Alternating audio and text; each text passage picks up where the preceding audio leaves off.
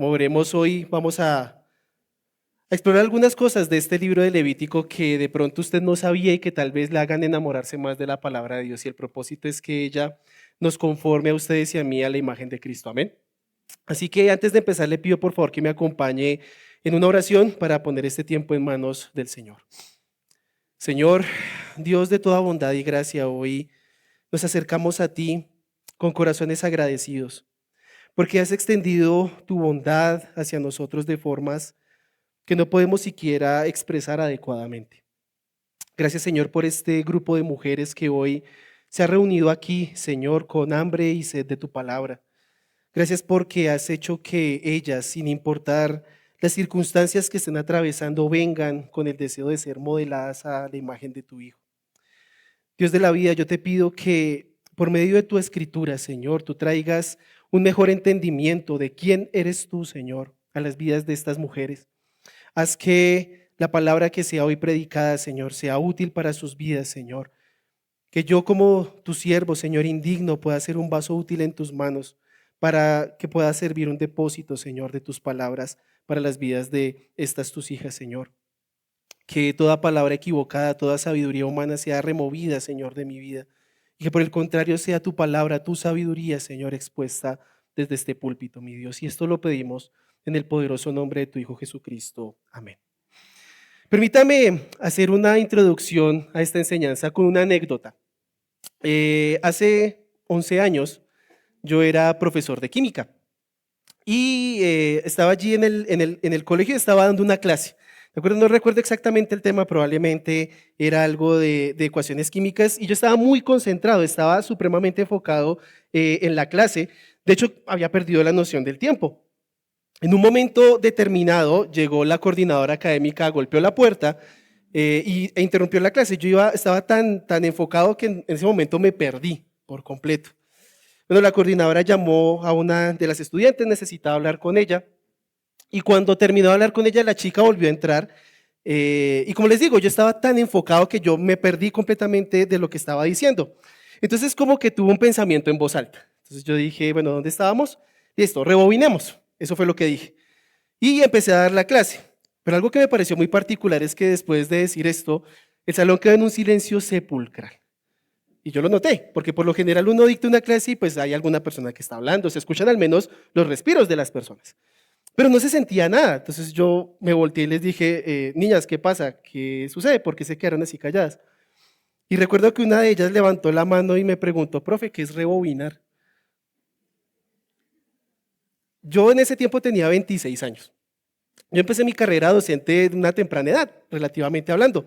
Y pensaba que esa brecha generacional no era tan grande con mis estudiantes. De hecho, había muchas cosas con las que ambos nos podíamos identificar. Pero les puedo decir con todas las letras que esa fue la primera vez que me sentí viejo. Es decir, yo hablé de rebobinar como algo normal porque yo sé lo que es rebobinar. Yo utilicé cassettes de música y cassettes de VHS, pero estas niñas no sabían de eso. De hecho, alguna se rió diciendo, ay, sí, mi papá me contó. Y yo quedé como, venga, ¿cómo así? Estoy viejo, ¿sí? Y claro, fue la primera vez que sentí como esa brecha entre ser profesor con los estudiantes que yo tenía, a pesar de que, insisto, no era pues para nada, digámoslo así, viejo. Y este episodio nos muestra que las brechas generacionales son muy importantes, ¿de acuerdo? Piénsenlo con el grupo que está aquí reunido hoy. Hay mujeres acá que vivieron el Frente Nacional, y para citar a algún comediante, saben qué es el Frente Nacional, ¿listo? Pero hay mujeres que aquí nacieron en el siglo XXI. Hay mujeres que estudiaron caligrafía. ¿Cuántas estudiaron caligrafía en el colegio? Menos de las que pensé, nótese, ¿sí? En cambio, hay otras mujeres que están acá que de hecho son mejores escribiendo solamente con los pulgares. Cuando les piden utilizar los otros dedos, como que algo se paraliza allí en el teclado. Miren, las brechas generacionales son reales, existen, ¿de acuerdo? Y esto que les acabo de decir es solamente un ejemplo. Y cuando nosotros nos acercamos a estudiar la escritura, también tenemos que tener en cuenta que existen brechas que nos separan, hay distancias que nos separan de la escritura. Claro, como iglesia nosotros solemos tener un énfasis mayor en el Nuevo Testamento, ¿no es cierto? Y nos solemos sentir más cómodos cuando leemos Romanos, cuando leemos Gálatas, cuando leemos Hebreos. Pero piensen esto, el libro de Apocalipsis, que fue el último libro de la Biblia en escribirse, se escribió hace más de 1900 años. Más de 1900 años, eso es mucho tiempo. Ahora, claro, si esto lo aplicamos al libro de Levítico, que es el libro que vamos a estudiar hoy, esa brecha es incluso mayor, porque estamos hablando de que fue un libro que escribió Moisés en el siglo XV antes de Cristo, es decir, hace cerca de 3500 años. 3500 años, 3 milenios y medio. Piensen eso. ¿Cuántos imperios han surgido y han caído en 3500 años? ¿Cuántos avances científicos ha tenido la humanidad en este tiempo? ¿Cuántas guerras se han librado? ¿Cuántos países han nacido y perecido durante estos 3 milenios y medio? Nótese entonces que una de las distancias que hay entre nosotros y el libro de Levítico es de tiempo, un tiempo que ninguno de nosotros jamás va a vivir. Pero no solamente hay una distancia de tiempo, sino también una distancia geográfica. Ahora, nosotros vivimos aquí en Colombia, en el continente americano, que tiene unas características geográficas determinadas. De hecho, recuerdo que cuando fui a estudiar a Estados Unidos, un profesor se sorprendió de que en Bogotá no teníamos estaciones. Yo le dije, no, eso es mentira, nosotros tenemos las 4 estaciones un mismo día. ¿Sí? Y se reía igual que lo hicieron ustedes. Claro, la mentalidad de ellos viven en las estaciones en el año, nosotros no. Pero si pensamos en dónde suceden los hechos de este libro, en la tierra de Canaán, más específicamente en el desierto del Sinaí, es un terreno completamente distinto. Ahora, cuando hablamos del desierto, por ejemplo, no es estas dunas de arena interminables que vemos en las películas, sino es más bien un campo en el que es muy difícil vivir. Algo que para nosotros muchas veces es muy lejano porque no estamos tan familiarizados con el campo, ¿no es cierto? Entonces hablamos de una distancia de tiempo, hablamos de una distancia geográfica, pero también de una distancia social. Hay una distancia social que nos separa de los libros de la Biblia y sobre todo el libro de Levítico. Nosotros vivimos en un estado social de derecho. Las personas tienen ciertos derechos y deberes bajo el gobierno en el que nos encontramos. Sin embargo, allí en Israel, en el Sinaí, donde estaba el pueblo de Israel en este momento, apenas la nación de Israel se había fundado. Apenas ellos estaban entendiendo esta noción de que eran una nación bajo el gobierno de Dios, una teocracia, un concepto que para nosotros obviamente es completamente ajeno. Entonces, una distancia de tiempo, una distancia geográfica, una distancia social, pero también una distancia cultural. Pensemos en las leyes que existían en el Israel de aquel tiempo, en el antiguo cercano Oriente. Son cosas que no podríamos estudiar en este momento, pero solamente para ponerles un ejemplo. Era muy común, por ejemplo, en este tiempo, que si una persona robaba, según el código de Hammurabi, se le tenía que asesinar. ¿Sí? Por desgracia, hoy día muchas veces a las personas que delinquen, pues se les quita la responsabilidad y es el pobrecito marginado social y hay que tratarlo de otra manera. Las leyes son diferentes a las nuestras. Pero también tenemos un asunto determinado acá, y es que también hay una distancia religiosa. Y esta distancia es fundamental para entender y para poder sacar provecho de la escritura tal cual como está. Porque si ustedes leen el contexto del libro de Levítico, y vamos a hablar de eso en un momento, la nación de Israel se encontraba recibiendo la ley bajo el pacto que ellos celebraron en Éxodo 19, lo que los teólogos suelen llamar el pacto mosaico o el pacto sinaítico, bajo el cual se dice que ustedes vivirán al hacer estas cosas.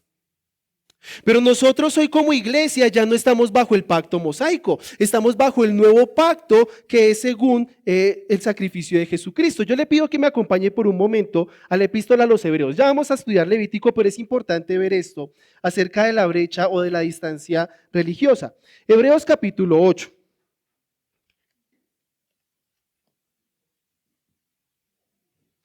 Como nota personal, cada vez estoy más convencido de que Hebreos lo escribió el apóstol Pablo, muy a mi pesar porque siempre peleé que no. ¿Listo? pero me rindo ante la evidencia. ¿De acuerdo? Pero dejémoslo así. El autor de la epístola a los Hebreos dice lo siguiente en los versículos 6 y 7 del capítulo 8. Pero ahora él, Jesucristo, ha obtenido un ministerio tanto mejor, por cuanto es también el mediador de un ¿qué? De un mejor pacto establecido sobre mejores promesas. Pues si aquel primer pacto, el pacto mosaico, hubiera sido sin defecto, no se hubiera buscado lugar para el segundo. Entonces nótese que nosotros como creyentes en Cristo de este lado de la cruz, ya no estamos bajo el pacto que Dios hizo con la nación de Israel. La iglesia no es Israel, la iglesia es la comunidad del nuevo pacto.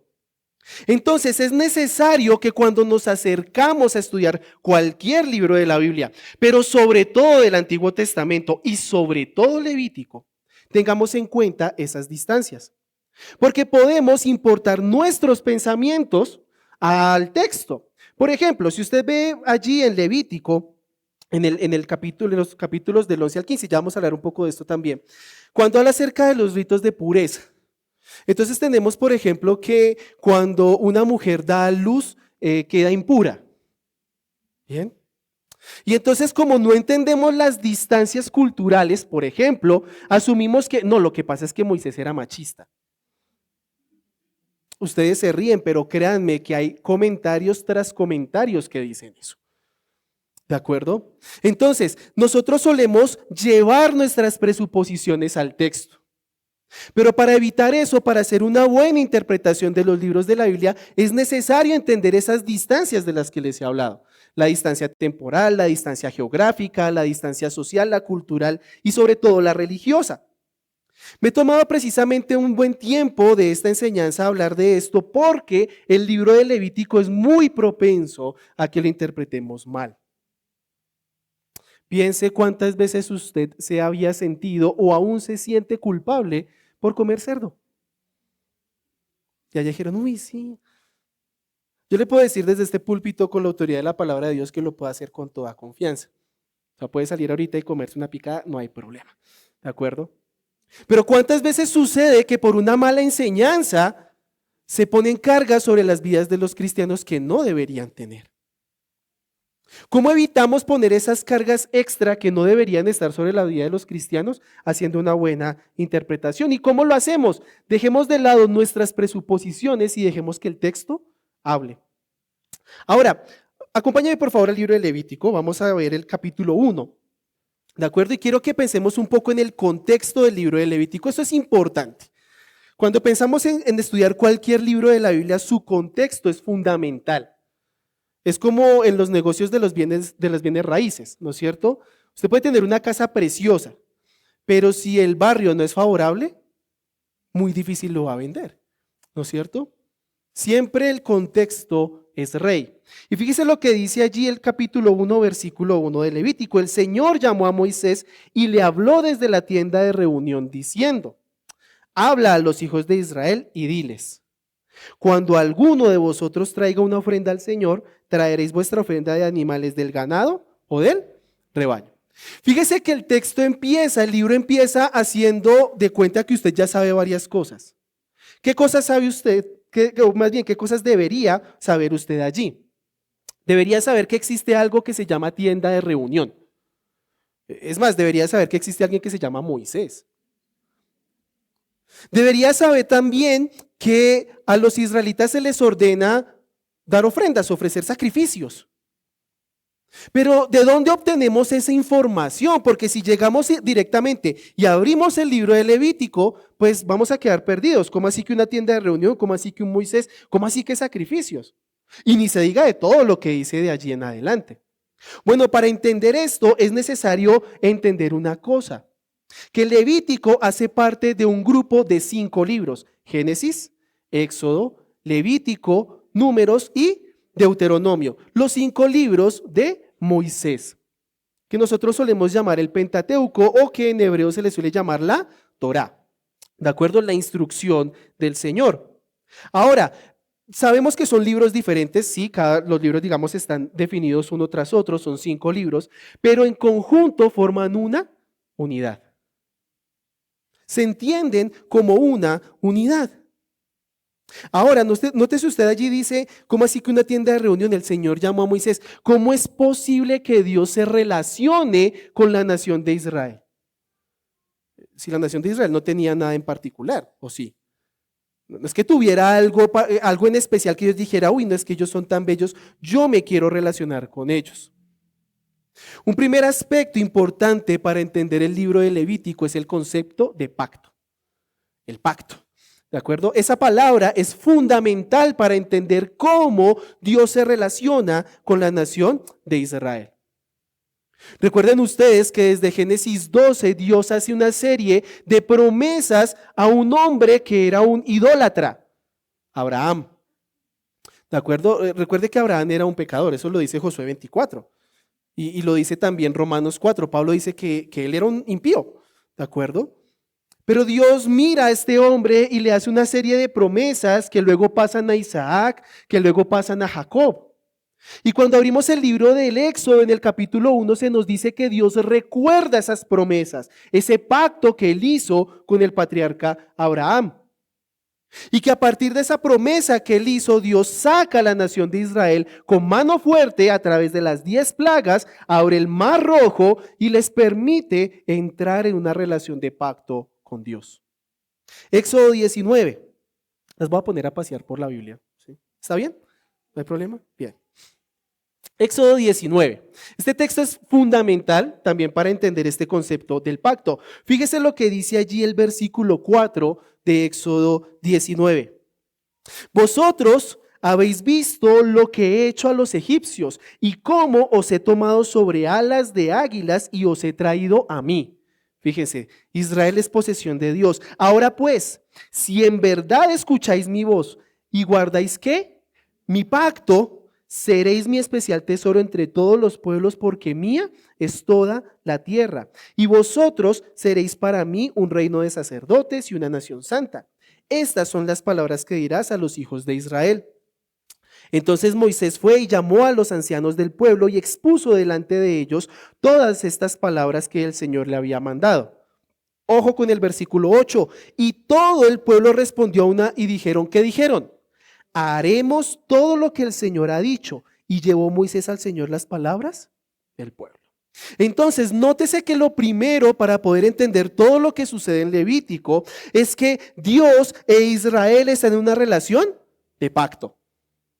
Dios les da unas indicaciones a ellos, unas órdenes, unos mandamientos. Y la promesa ¿cuál es? Que si ellos obedecen esos mandamientos, van a recibir bendición. Si ellos desobedecen esos mandamientos, van a recibir maldición. De hecho, Levítico en el capítulo 26 va a hablar de esto. ¿De acuerdo? Pero entonces notamos lo primero es que Dios promete dar estas bendiciones si ellos permanecen dentro del pacto. Ahora, esto indica que Dios tiene la intención de habitar en medio de su pueblo. Dios tiene la intención de habitar en medio de su pueblo. Éxodo 29 nos habla de esto. Éxodo 29.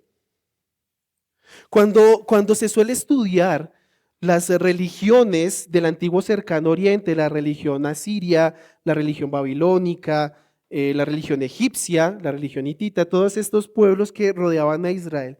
Es muy interesante notar que había muchos dioses, muchísimos, ¿de acuerdo? Ellos podían tener un dios principal, en el caso, por ejemplo, de los babilonios era Marduk, ¿de acuerdo? Pero solía haber muchos dioses. Y ellos tenían sus templos precisamente para que los dioses se sintieran complacidos. Pero la religión de Israel era diferente porque a los israelitas se les prohibió hacer imágenes de Dios, ¿no es cierto? El segundo mandamiento. Pero además de eso, Dios promete, o más bien muestra esa intención de querer habitar en medio de ellos. Éxodo 29, versículo 46, dice lo siguiente. Y conocerán que yo soy el Señor su Dios, que los saqué de la tierra de Egipto. ¿Para qué? ¿Cuál era el objetivo de que ellos salieran de Egipto? No era simplemente sacarlos y ya dejarlos en el desierto, no. ¿Cuál era el propósito? Para morar yo en medio de ellos. Yo soy el Señor su Dios. Notes entonces que la intención del Señor era habitar en medio de su pueblo. Pero surge una pregunta. ¿Dios es santo la nación de Israel?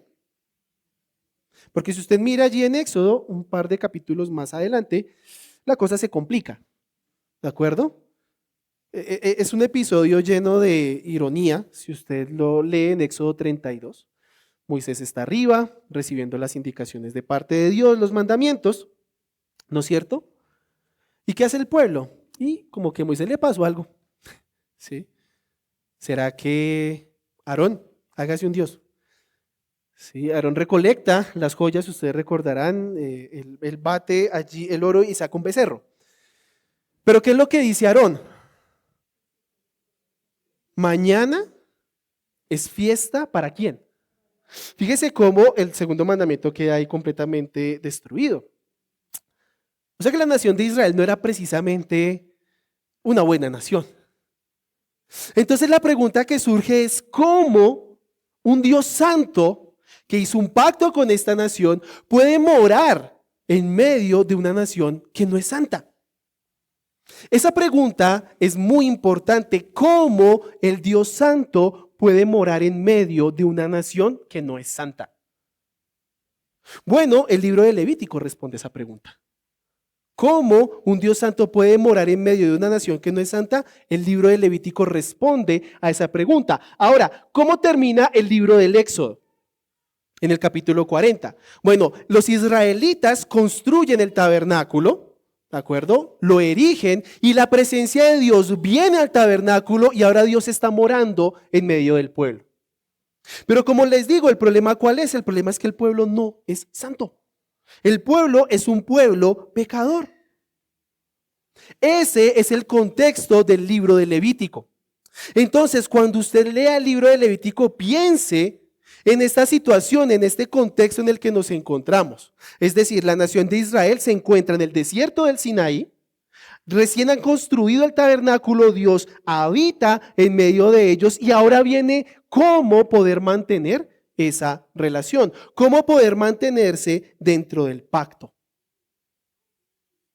Ojo, la pregunta no es cómo Dios, o más bien cómo una persona puede entrar en una relación con Dios, porque la relación ya está, Éxodo 19 lo leímos, el pacto ya se había establecido. La pregunta es cómo sostener esa relación de pacto entre el Dios santo y el pueblo que no es santo. Entonces, como les digo, el libro de Levítico nos ayuda a entender esta situación. Ahora, ¿cómo puede suceder que el Dios santo more con un pueblo que no es santo? Bueno, lo primero, y esta es como una primera parte del libro de Levítico, lo hace a través de cubrir el pecado. Un Dios santo puede morar en medio de un pueblo que no es santo a través de cubrir el pecado. Y en Génesis 3 leemos precisamente que la humanidad se ha apartado de Dios por causa del pecado. Los primeros padres, Adán y Eva, transgreden el mandamiento de Dios y esto trae una separación entre Dios y el hombre. De hecho, Romanos 6:23 nos dice que la paga del pecado es ¿qué? Muerte, ¿no es cierto? Ahora, ¿el problema cuál es? El problema es que la muerte y el pecado es algo que ha estado presente siempre en la humanidad. Pero también leemos en Génesis 4 que el concepto del sacrificio sirve para acercarse a Dios. Recuerde por qué surge la envidia de Caín contra Abel. Porque el sacrificio de Abel, ¿qué fue qué?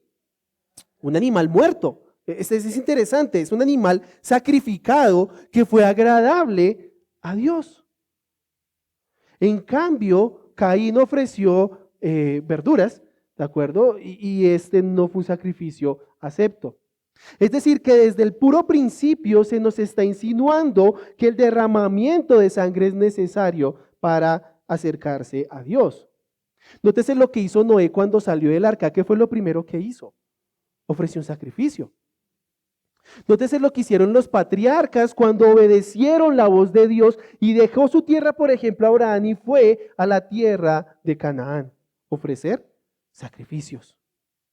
Entonces notemos que existe ese concepto precisamente del sacrificio. Y los primeros 7 capítulos de Levítico nos enseñan cómo los israelitas debían ofrecer ese sacrificio. Usted puede leer allí los primeros 7 capítulos y hay una serie de sacrificios determinados que se debían hacer de una manera determinada. Pero el objetivo de estos sacrificios era cubrir, no borrar el pecado. Cubrirlo, no borrarlo, porque eso va a suceder en Levítico 16. Pero nótese lo que dice allí Levítico capítulo 1, versículo 4. Un concepto también muy importante en todo el Antiguo Testamento, incluso en el Nuevo, que hay que entenderlo de una manera adecuada. Levítico 1, versículo 4 dice lo siguiente: pondrá su mano sobre la cabeza del holocausto y le será aceptado para hacer ¿qué? Expiación. Esa palabra muy importante, ¿no es cierto? Cuando pensamos en la obra expiatoria de Cristo. Pero en el contexto del Antiguo Testamento, esa palabra significa cubrir. Expiar significa cubrir. Es decir, que los sacrificios tenían el propósito de esconder, si se quiere, o de cubrir, si lo hablamos de manera literal, los pecados del pueblo. Entonces, una primera manera en la cual el Dios Santo se relaciona con un pueblo que no es santo es a través de cubrir el pecado. ¿Por qué? Porque Dios es santo. Piensen lo que dijo el profeta Habacuc en el capítulo 1, versículo 13. Muy puro eres de ojos para ver el mal. Piense que incluso aquellos seres angelicales que rodean el trono de Dios y lo adoran de día y de noche, según lo leemos en el profeta Isaías, cubrían sus rostros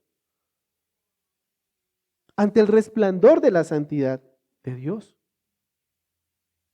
Dios no tolera el pecado, pero sabe que su pueblo es pecador. Y por eso dispone de los sacrificios para que esos pecados sean cubiertos. Ahora, claro, listo, decimos entonces que el pueblo tiene que ofrecer sacrificios. ¿Eso quiere decir entonces que cualquier persona que llegaba al tabernáculo de reunión podía ofrecer los sacrificios? No, porque una segunda forma en la que el Dios Santo mora en medio de un pueblo que no es pecador es a través del sacerdocio. A través del sacerdocio. Y es lo que vemos en los capítulos del 8 al 10. Ahora, es verdad que a la nación de Israel Dios le dice que es una nación de sacerdotes. Pero el concepto del sacerdocio, de estas personas que median entre el pueblo y Dios, solamente se ha reservado para una sola tribu, que es la tribu de Leví. De ahí de hecho recibe el nombre en español nuestro libro, Levítico. ¿De acuerdo? Porque tiene que ver precisamente con el sacerdocio levítico. Y en los capítulos del 8 al 10 vemos cómo Dios establece de una manera formal ese sacerdocio. ¿De acuerdo? Capítulos del 8 al 10. Pero nótese, se aparta la tribu de Leví, eso es verdad, pero de entre toda la tribu de Leví, solamente una familia tiene la obligación de realizar estos sacrificios. ¿Cuál es esa familia? La familia de Aarón, ¿no es cierto? Por eso escuchamos muchas veces que el sacerdocio levítico es el sacerdocio arónico, ¿no es cierto? Porque es el sacerdocio de Aarón. Dios aparta la tribu de Leví. Esto es muy interesante cuando uno lee el libro de Génesis, si ustedes recuerdan, allí en el capítulo 34, cuando Jacob vuelve a la tierra de Canaán después de estar en Ur de los Caldeos, ¿sí? en Mesopotamia, sucede el episodio de Dina. No sé si ustedes lo recuerdan, el abuso de Dina, ¿no es cierto? Hubo 2 de los hijos de Jacob que dijeron, esto no se queda así. ¿Cuáles fueron esos 2 hijos? Mientras busco aquí agua. Simeón y Leví, ¿no es cierto? Fueron ellos 2. Cuando Jacob bendice a sus hijos, ¿qué les dice a Simeón y a Leví? ¿Qué les da a entender? Que ellos no van a tener tierra como posesión en Canaán. Y cuando ustedes miran los mapas que aparecen en sus Biblias, que muchas Biblias tienen, y miran cómo se reparte la tierra, se dan cuenta que la tribu de Simeón está incrustada en la tribu de Judá y que la tribu de Leví no tiene tierra. Pero Dios en su misericordia llama a la tribu de Leví para servirles como sacerdotes, como esos mediadores de ese pacto que él había hecho con la nación de Israel. Entonces eran los sacerdotes los que tenían que hacer los sacrificios, pero tenían otra función también muy importante estos sacerdotes. Levítico capítulo 10, versículos 9 al 11. Capítulo 10, versículos 9 al 11, dice lo siguiente: no beberéis vino ni licor, tú ni tus hijos contigo, cuando entréis en la tienda de reunión, para que no muráis. Es estatuto perpetuo por todas vuestras generaciones.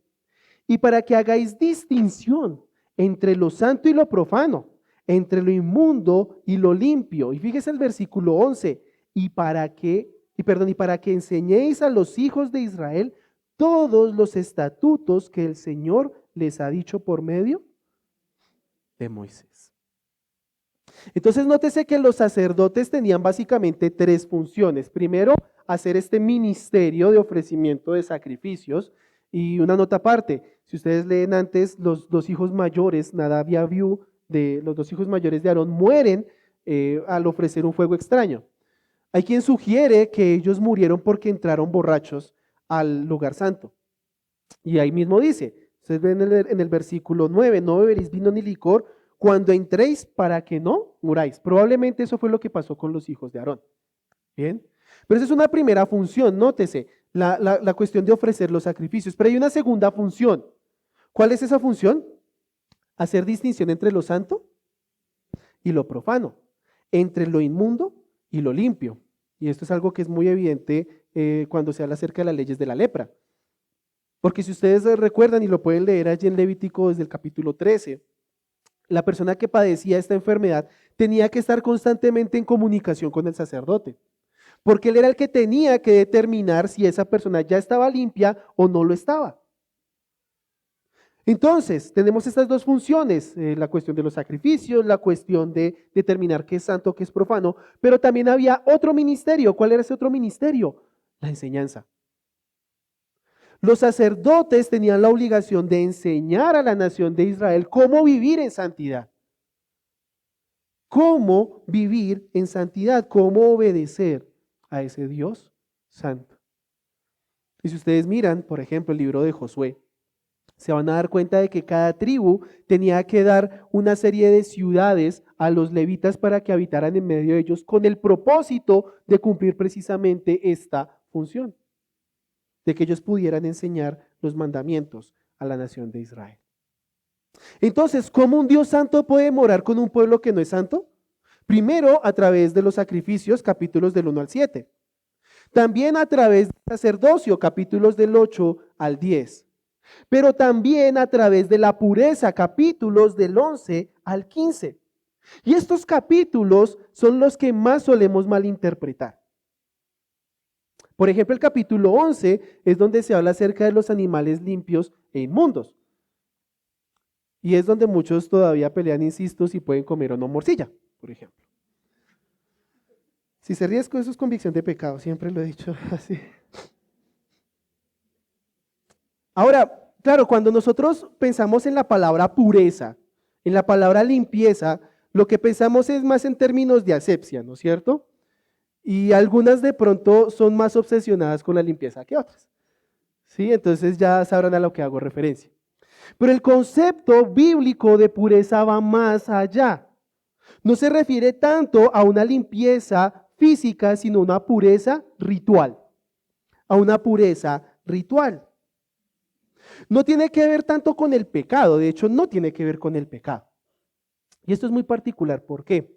Porque cuando usted mira, por ejemplo, el capítulo 13, de nuevo tomando el caso de los leprosos, ellos tenían que ofrecer una ofrenda por el pecado, así se llaman, ese es el nombre de la ofrenda por el pecado.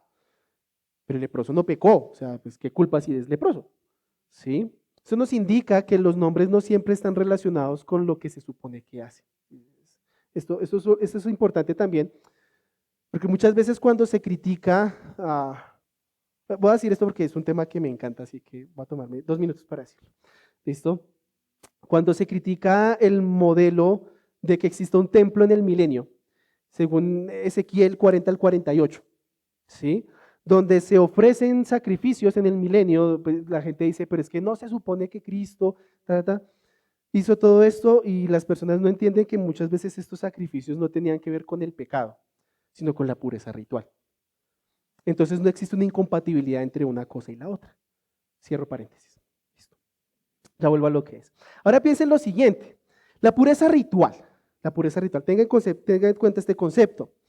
Se puede decir que existe un espectro de pureza. ¿Listo? En donde un extremo tenemos la santidad.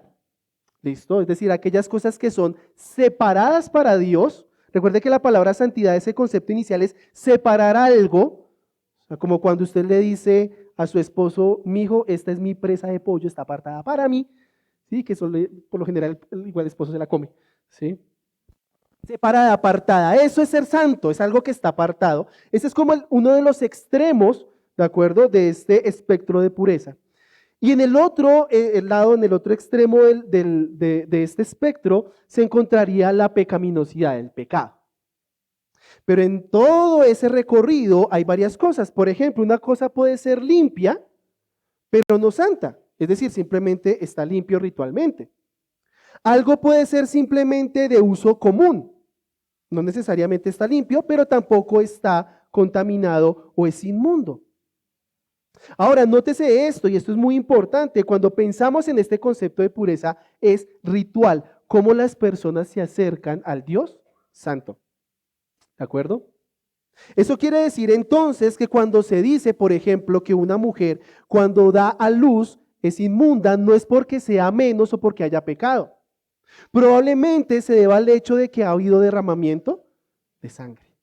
¿De acuerdo? Y eso es lo que hace precisamente que la persona, la mujer, no es que sea pecadora y no es que sea menos, sino que ritualmente no se puede acercar a Dios. Pero incluso en ese sentido Dios ha provisto para que la mujer se pueda acercar a Dios.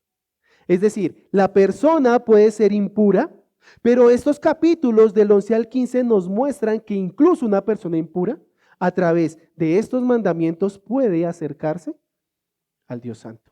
Purificarse de manera ritual para que pueda estar allí. Ahora usted me dirá, bueno, ese concepto de pureza se lo compro. Ahí está. ¿Pero por qué? ¿Por qué una persona tenía que buscar esa pureza ritual para acercarse a Dios? Levítico 11. Versículos 43 al 44 dan la respuesta. Recuerde que el capítulo 11 habla acerca de los animales puros e inmundos. ¿Listo? Animales que se podían comer, animales que no se podían comer. Pero nótese que no es un mandamiento arbitrario. Dios no es arbitrario. Amén. Dios es un Dios de orden. Y en ese ser de orden, Dios da la razón por la cual estos mandamientos existen acerca de las comidas. Versículos 43 al 44. No os hagáis ¿qué? Abominables por causa de ningún animal que se arrastra y no os contaminéis con ellos para que no seáis inmundos. No pecadores, inmundos. ¿Cuál es la razón? Versículo 44. Porque yo soy el Señor vuestro Dios. Por tanto, consagrados y sed ¿qué? Bien. Y sed santos, ¿por qué? Porque yo soy santo. No os contaminéis pues con ningún animal que se arrastra sobre la tierra. ¿Se dan cuenta que la razón de la existencia de este código de pureza es porque Dios es santo y su pueblo por tanto debe ser santo? No es un capricho de Dios.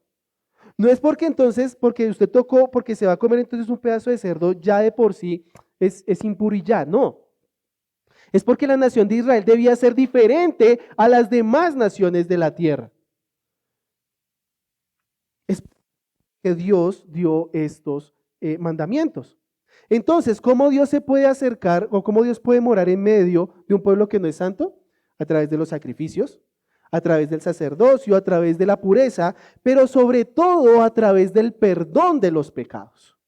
Capítulo 16. Se puede decir que el capítulo 16 es el pináculo, la parte más alta del libro de Levítico, porque es la fiesta más importante para los judíos en el tiempo del Antiguo Testamento.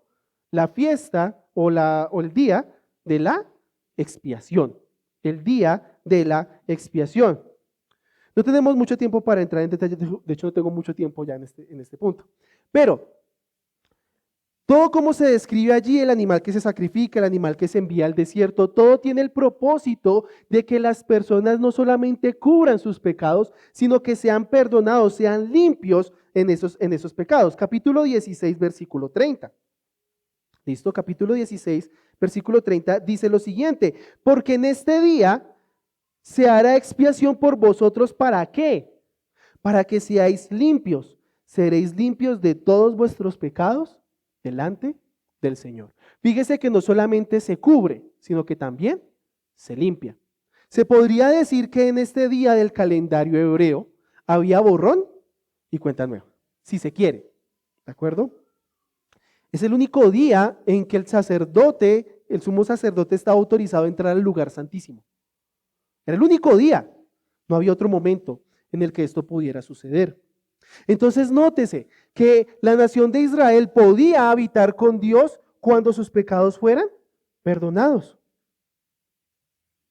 Pero hasta el momento lo que hemos venido hablando de cómo ese Dios santo mora en medio de un pueblo que no es santo, tiene que ver con lo religioso, los sacrificios, el sacerdocio, ¿no es cierto? Pero también la vida diaria tiene un lugar en la santidad del pueblo. Por eso también el Dios Santo puede morar con la nación de Israel, que no es una nación santa, a través de una vida de santidad. Capítulos 17 al 25. Aspectos como el uso de la sangre, las relaciones íntimas, las relaciones con otros, la adoración, el calendario anual, la tierra misma. Todas estas cosas, todos estos mandamientos muestran que la santidad del pueblo no es un aspecto solamente religioso, sino que tiene que ver con toda la vida, con la vida diaria. Dios no solamente está interesado en términos rituales, Dios también está interesado en que toda la vida esté involucrada en el pacto. Y obviamente podemos hablar muchas cosas de estos capítulos, pero si usted mira solamente el capítulo 19, versículo 2, resume todo lo que he dicho. Diles al pueblo, o dile al pueblo, ¿seréis santos? Porque yo, el Señor. Y eso es algo que Pedro dice, también allí en Primera de Pedro. En Levítico 19, 2. Ahora, en esta vida, en esta relación de pacto, si se quiere, ¿de acuerdo? Tenemos también lo siguiente, que Dios advierte y Dios promete. El hecho de que Dios more en medio de su pueblo también nos dice que Dios no es un abuelo alcahueta, es un padre amoroso. Y como padre amoroso es necesario que sus hijos obedezcan. Y el capítulo 26 nos dice eso. Cuando usted abre el capítulo 26 y lo compara con Deuteronomio 28, de hecho son muy parecidos. Usted lee que si ustedes obedecen, vienen todas estas bendiciones. Pero si ustedes desobedecen, vienen todas estas maldiciones. Y creo que muchos eruditos han apuntado a algo muy específico, y es que estos capítulos, más que una indicación, son una predicción. Más que simplemente decir qué pasaría si, es una predicción de lo que va a suceder con la nación de Israel. Porque ellos cuando obedecieron, por ejemplo en el tiempo de Josué, que no fue perfecta esa obediencia, pero al menos se notaba esa obediencia, Dios los bendijo al darles la tierra prometida. Pero cuando ellos empezaron a desobedecer, empezó a llegar el castigo de Dios al punto que ellos son quitados de la tierra que Dios les había dado. Y sin embargo, al final del capítulo 26, ustedes lo pueden ver, Dios promete que esa nación va a volver a la tierra en obediencia a Dios. Que es lo mismo que sucede en Deuteronomio 28 al 30. Donde Dios promete que Él va a dejar a la nación de Israel en el exilio hasta que un día ellos van a circuncidar sus corazones, van a volver a Dios y Dios los va a volver a plantar en la tierra. Algo que evidentemente todavía no ha sucedido. Dios va a restaurar a la nación de Israel. El libro termina entonces en el capítulo 27 recordándoles al pueblo de Israel y por tanto a todos sus lectores, a todos los lectores del libro de Levítico, que todo pertenece al Dios del pacto. todo pertenece al Dios del pacto. Los hijos, el ganado, la tierra, todo proviene de Dios y todo es de Él.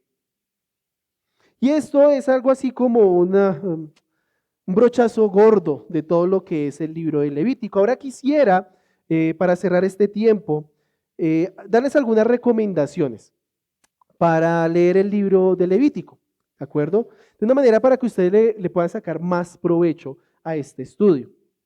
Obviamente las recomendaciones de rigor. Usted estudia la escritura en oración, ¿no es cierto? Sometiendo su corazón a lo que el Espíritu Santo muestre, le ilumine allí en el texto. Pero de nuevo hay que hacer algunas recomendaciones muy particulares que ya las he hecho al principio, pero que quiero cristalizarlas en este último momento. Nosotros leemos el libro de Levítico a la luz del nuevo pacto.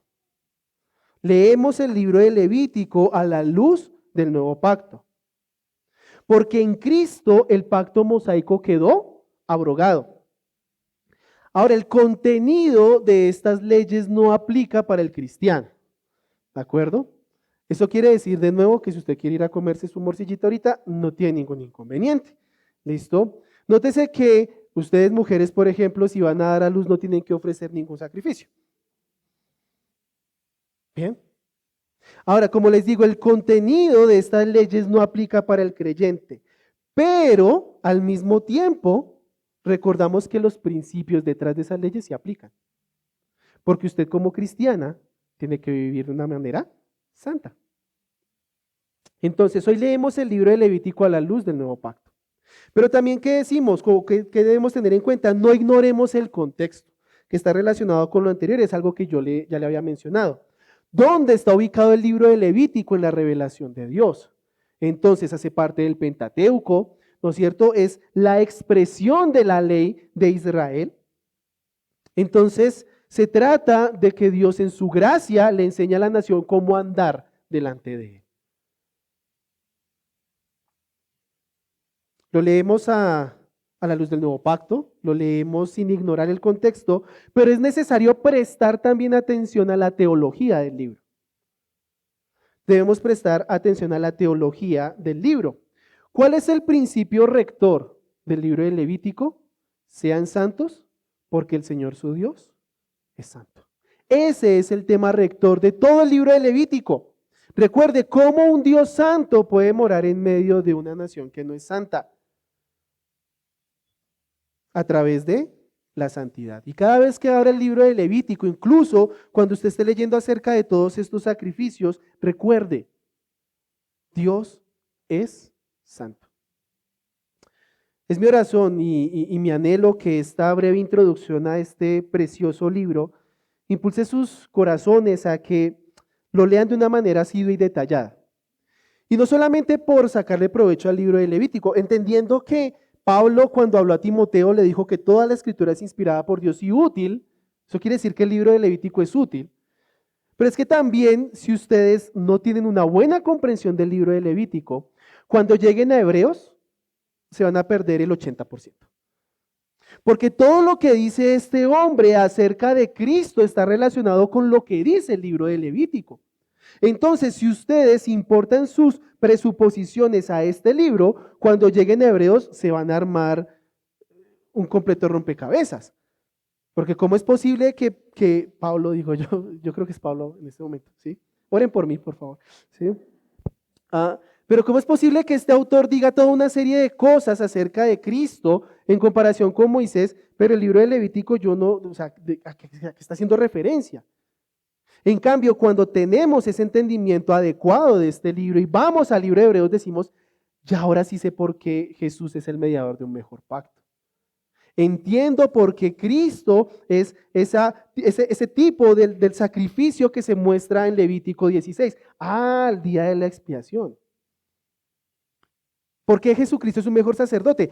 Levítico 8 al 10 que habla acerca del sacerdocio. Entonces dense cuenta que es un libro en el cual podemos aprender muchísimo acerca de la fe que todos nosotros compartimos en Cristo Jesús. Cerremos este tiempo, hermanas, con una palabra de oración. Señor, Dios santo, Dios fiel, gracias porque Tú has guardado nuestras vidas, Señor, hasta este día. Podemos mostrar precisamente esa gracia que has extendido hacia nosotros, Señor, y nos permites estudiar este precioso libro. Te pedimos, Señor, que guíes nuestras vidas, Padre. Sabemos que todas estas leyes preciosas que fueron para la nación de Israel ya no nos conciernen a nosotros, Señor, en términos de su contenido, pero sí en términos del principio, Señor, que hemos de vivir vidas santas para ti. Yo te pido, por tanto, Dios bueno, que ese tesoro precioso de doctrina que hay en este libro sea de alimento para nuestras vidas día tras día. Señor, bendice la vida de cada mujer aquí presente, Señor, que ellas con amor, Señor, con ternura puedan abrir este libro, Señor, y explorar las densas maravillas que tiene, Señor, de tal manera que puedan llegar a conocerte un poco más y de esta manera sean conformadas a la imagen de tu Hijo. Y esto lo pedimos en su nombre, Señor. Amén.